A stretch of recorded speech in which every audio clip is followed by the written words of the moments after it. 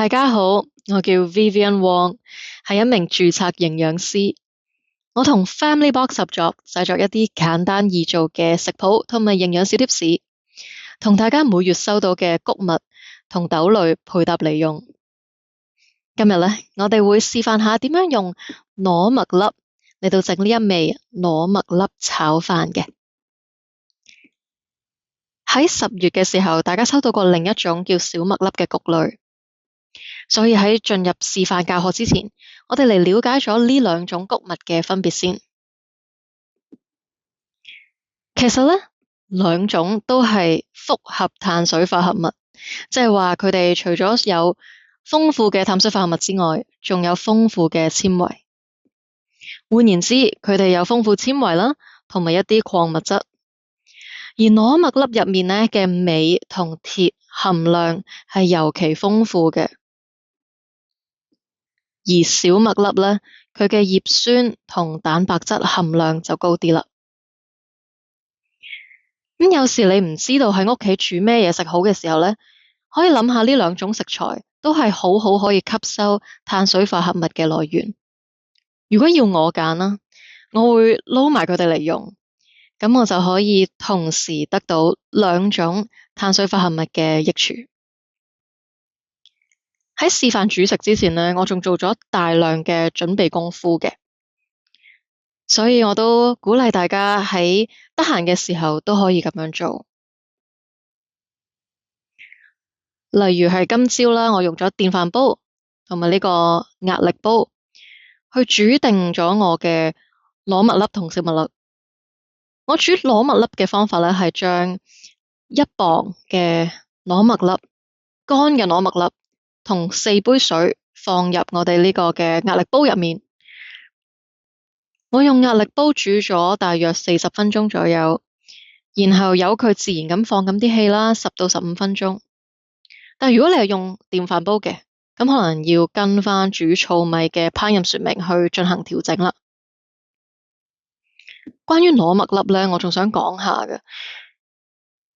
我成大批煮完之後呢，我會將大部分嘅糯麥粒擺入冰格去冰佢，然後淨係留返一啲放埋今日做示範用。我嘅做法係將佢哋全冷卻、風乾，然後放喺呢一啲嘅冰袋裏面，就好似呢啲咁樣平鋪。係啦，你睇下呢一個呢，就係我哋嘅糯麥粒啦，顏色係深啲嘅，堅果味呢亦都係濃郁啲。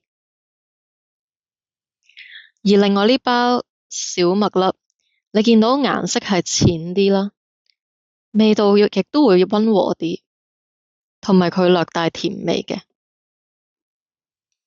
所以呢，如果你搵日想快脆煮一餐飯嘅時候，煮呢味餸就好方便啦。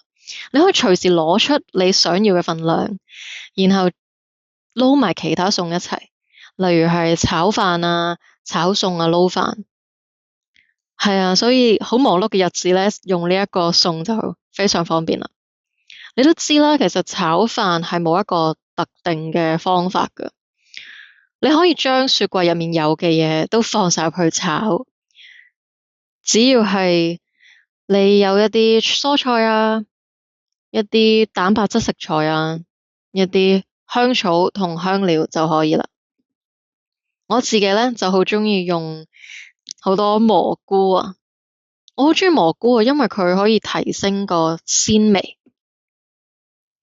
所以呢，我自己整會落好多蘑菇。反而個蛋白質食材呢，我就會落少啲。通常呢，同埋我都會另外再煮一碟係供我所需蛋白質嘅餸嘅。我仲會放一啲粟米啦，同埋番西，係最後攞嚟個裝飾用嘅。我都會放一啲蔥，我會切開白色嘅蔥段同埋綠色嘅蔥段分開。另外有蘿蔔啦、薑啦，為我碟餸係增加一啲香味同埋甜味。而家咧，我就攞出我冰過嘅蒜頭出嚟。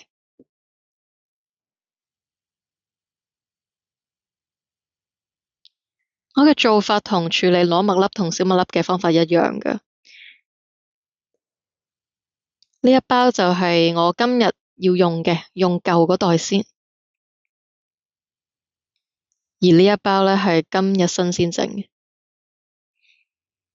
通常我會喺整某啲餸嘅時候就會咁樣做噶啦。我會準備好大嘅份量，然後淨係將當日所需嘅份量放喺台面上面，然後剩低嘅就放入冰格去儲存。而家係等緊嘅時間，等我畀啲嘢你睇先。薑呢，我都係做咗類似嘅處理嘅，我會咁樣切片，或者係咁樣切絲嘅。咁視乎返我想煮咩餸咯，咁我就會有唔同嘅選擇同埋方法。你都可以用蒜頭咁樣做嘅，其實真係冇乜所謂嘅，我淨係鍾意佢嘅香味，所以我先咁做。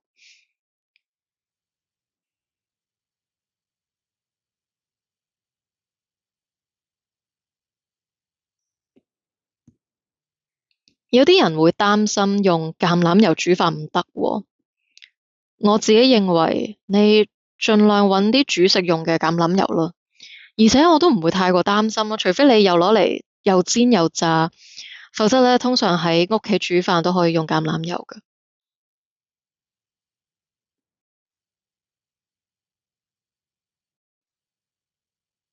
照我睇呢，整中菜最精彩嘅位呢，就係在於你可以犯錯，你唔使跟足個食譜嚟做，都可以做出好好味嘅嘢食㗎。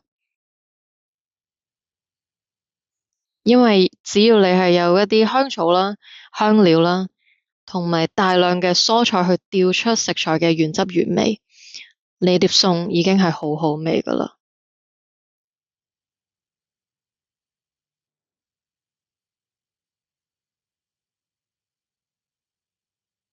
我喺落咗油之後呢，再加咗啲薑同蒜，等到聞到香味啦，我就會加蘑菇。我輕輕冚一冚蓋添，因為我想佢煮得快啲。而且我都唔係好介意話冚蓋咧，有啲人話可能會焗住啲倒汗水咯，因為其實最尾呢啲水都會蒸發晒。而家我哋等一陣先。其實咧，我都仲會再加少少水添㗎，加少少水咧，係可以令到佢再煮得快少少。而家咧，我就會加一圈嘅鹽，再係想幫呢個蘑菇出水。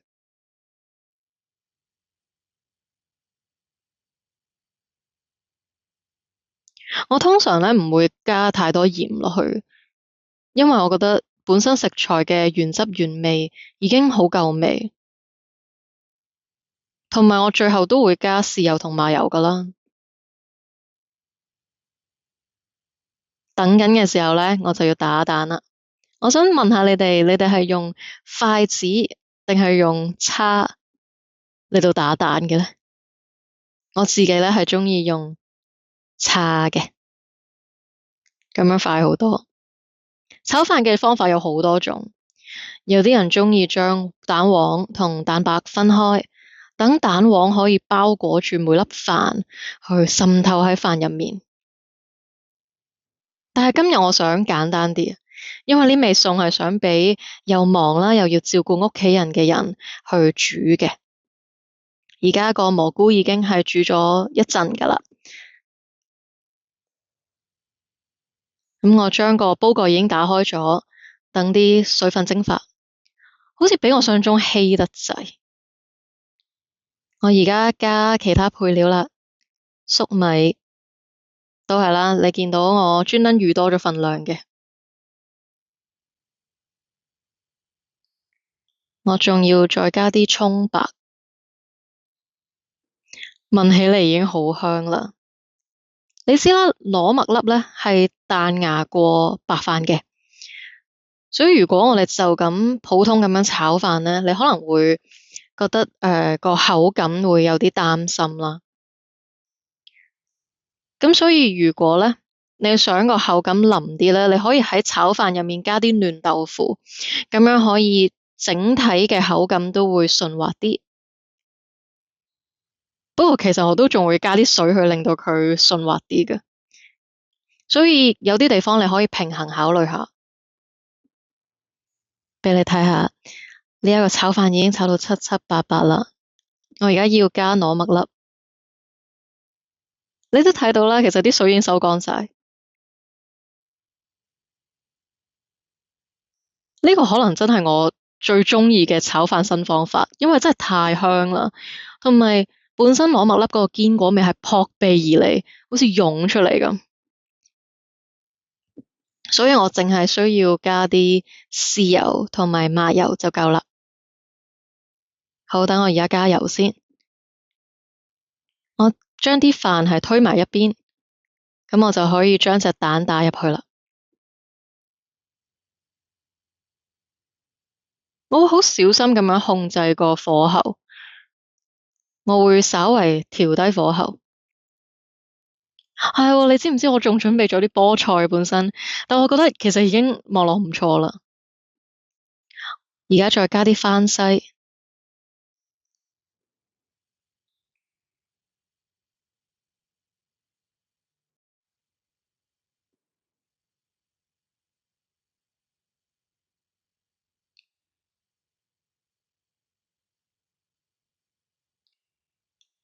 搞掂。佢有唔同嘅顏色，糯麥粒係個主角，仲有你見到有其他炒飯嘅配料喺入面嘅，有葱啦、薑啦、蒜啦，仲有雞蛋同埋蘑菇添。我仲其實想加蘿蔔添㗎，但係我見到個雪櫃好似剩低嘅蘿蔔唔係得返好多，好少啫，所以我就決定唔加啦。但係如果你嘅蘿蔔係夠用嘅，或者仲有剩嘅，咁你就隨便加啦。啊，我仲啱啱諗起添，我原本咧預先係切咗呢啲燈籠椒，所以如果你係鍾意嘅，又想 fresh 啲，想個炒飯食落清涼啲嘅，你想嘅話係可以加㗎。我打算係將佢切成細粒啲，然後撈入去，咁就可以增加顏色啦同口感，增加啲脆脆地嘅口感。我試下個味先。嗯，